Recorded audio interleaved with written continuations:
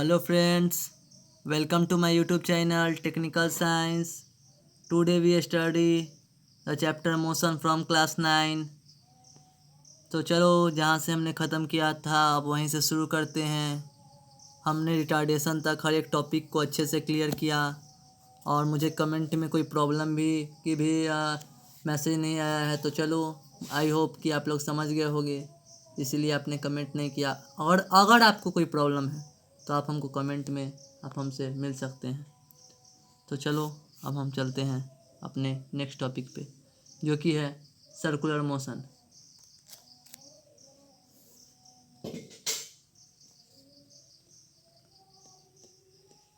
Circular motion क्या है आप लोग जानते होंगे।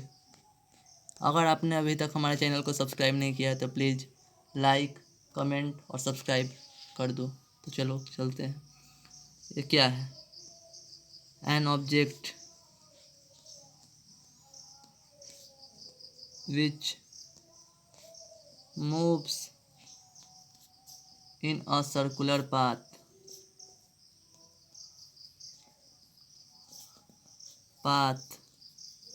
Is called circular motion.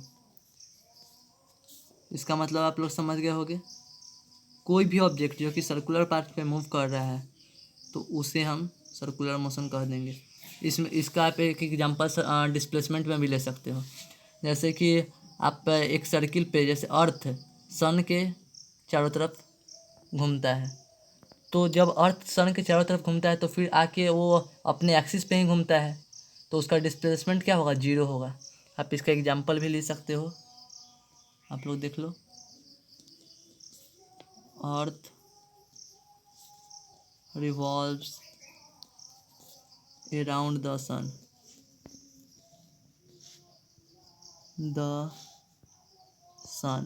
चलो यहाँ तक आप समझ गए होंगे। सर्कुलर मोशन का एक पार्ट होता है यूनिफॉर्म सर्कुलर मोशन। इसमें मैं आपको एक चीज़ क्लियर करना चाहूँगा, आप अच्छे से सुनना।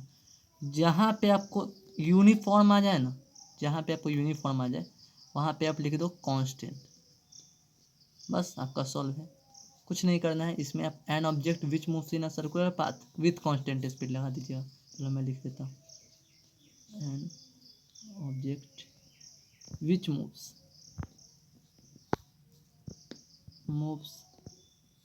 इन अ सर्कुलर पाथ। प्रॉब्लम हुआ कहीं पे तो आप पूछ सकते हैं हमसे कमेंट सेक्शन में। Any time available moves in a circular path with constant speed.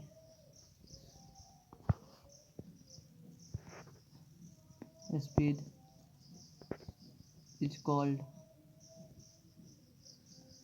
Uniform circular motion. यहाँ तक आपको क्लियर होगा। अब हमारा नेक्स्ट टॉपिक है।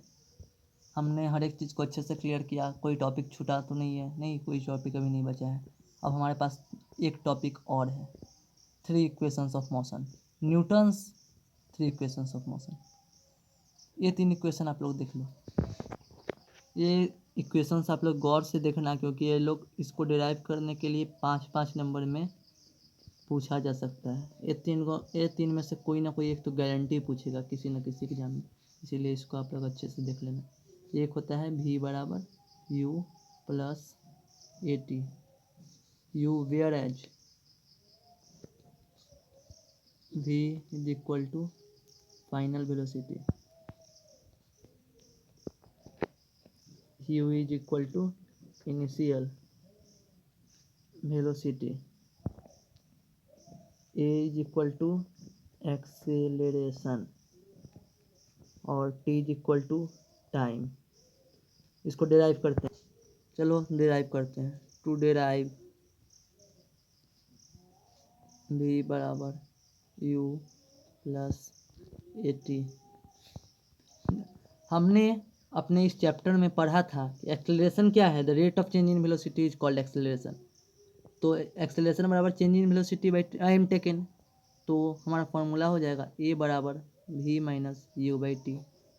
मैंने आपको बताया था, मैं रिकॉल करा दे रहा हूँ ताकि आप लोग भूलो ना। ए टी बराबर भी माइनस यू। देखो इस भी को अगर हम इधर छोड़ देंगे, इस यू को उठा के इधर ले जाएंगे तो क्या होगा, भी बराबर यू प्लस 80। एकदम शॉर्ट फॉर्म है, आपको 3 लाइन में इक्वेशन सॉल्व हो गया, आप लोग देख सकते हो। तो मैं लिख देता हूँ वेरीफाइड। क्लियर है। अब चलते हैं अपने सेकेंड इक्वेशन को डिराइव करते हैं, जो कि है इस बराबर U T plus half A T का स्क्वायर। इस बार इज इक्वल टू डिस्प्लेसमेंट और डिस्टेंस, याद रखना। तो चलो हम अब इसे भी डिराइव करते हैं। एवरेज वेलोसिटी आपने चैप्टर में पढ़ा होगा, the average of initial velocity and final velocity is called average velocity. क्या होगा, u प्लस वी बाई 2। ये हो जाएगा हमारा एवरेज वेलोसिटी। और हमारे पास एक और फॉर्मूला है, v बराबर, नहीं छोड़, v बराबर, हाँ v बराबर ही ले लेते हैं, चलो कोई बात नहीं, s by T, displacement by time. एक और तरीका है, इसलिए मैं यहाँ पे थोड़ा सा कन्फ्यूजन में आ गया था कि आपको कौन सा तरीका बताऊँ। v बराबर s बाई टी आ गया, इसको इक्वेशन 1 ले लो, इसको इक्वेशन 2 ले लो। अब इसको इक्वेट करते हैं, equating the value of 1 and 2। चलो क्या आएगा, u plus V by 2 is equal to S by T. तो क्या हो जाएगा, u plus V into T बराबर 2s। और इस जो v के जगह पे सब्सटीट्यूट कर दो आप value of first equation of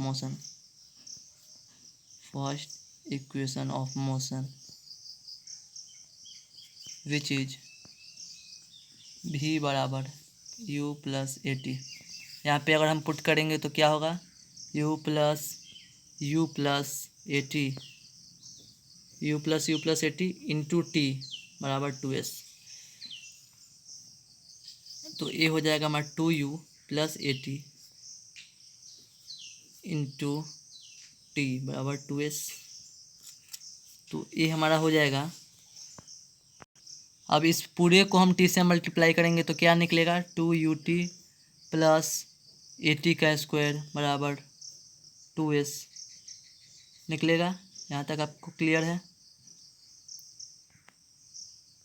mistake के कारण हमसे यहाँ का जो 2 है सो छोटे, एवरेज वेलोसिटी में जो u प्लस वी बाई 2 था सो यहाँ पे मिस्टेक से 2 रह गया है, तो उसे मैंने अभी लिख दिया, आप समझ सकते हो। तो 2s यहाँ पे हो गया। अब यहाँ पे 2 जो है ना सो कॉमन है, मतलब कि आप अगर इसका रेशियो भी लोगे तो 2 ही होगा।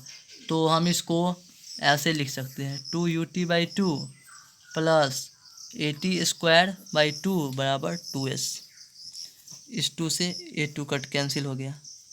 अब हमारे पास क्या बचा, you T plus A T का स्क्वायर बाई 2 बराबर 2s। हाँ तो यहाँ तक आपने समझ गया होगा बच्चों। यहाँ पे जो 2 है सो उसी 2 को हम यहाँ पे लिखे तो सो यहाँ पे मिस्टेक हो गया है, सॉरी। चलो अब हमारा क्या बना, s बराबर यू टी प्लस इस ए टी स्क्वायर बाई 2 है तो बाई 2 के जगह पे हम यहाँ पे हाफ लिख देंगे, ए टी का स्क्वायर डिराइव्ड हो गया। हमारा थर्ड इक्वेशन है, टू डिराइव भी स्क्वायर बराबर यू स्क्वायर प्लस 2s। लिख लेते हैं दोनों इक्वेशन को पहले, भी बराबर यू प्लस ए टी। तो यहाँ से हम एक निकाल सकते हैं, ए टी बराबर भी माइनस यू, तो टी बराबर हमारा क्या निकल जाएगा, भी माइनस यू बाई ए। चलो इसको हम लोग कुछ नहीं, इक्वेशन नहीं लेते हैं, इक्वेशन हम यहाँ पे टी का वैल्यू सीधा पुट कर देंगे। अब हमारे पास एक और इक्वेशन हमने प्रूफ किया था, इस बराबर U T plus half A T का स्क्वायर। इसको इक्वेशन 1 ले लो, इसको इक्वेशन 2 ले लो। तो चलो अब पुटिंग करते हैं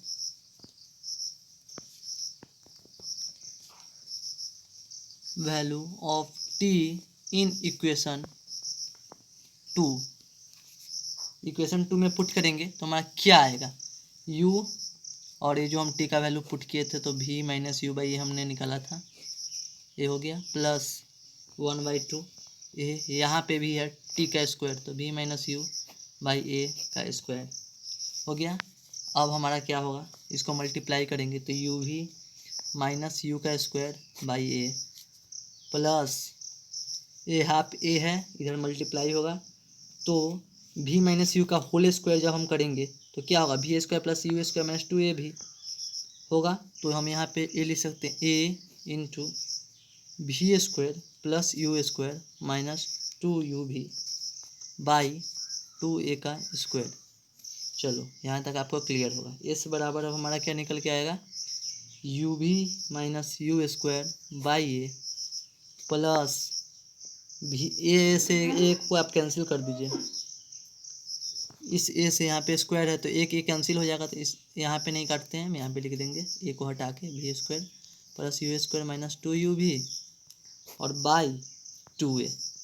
चलो हाँ तो देखो इस बराबर क्या होगा, U we minus U square by A plus V square plus you square minus 2u v by 2a।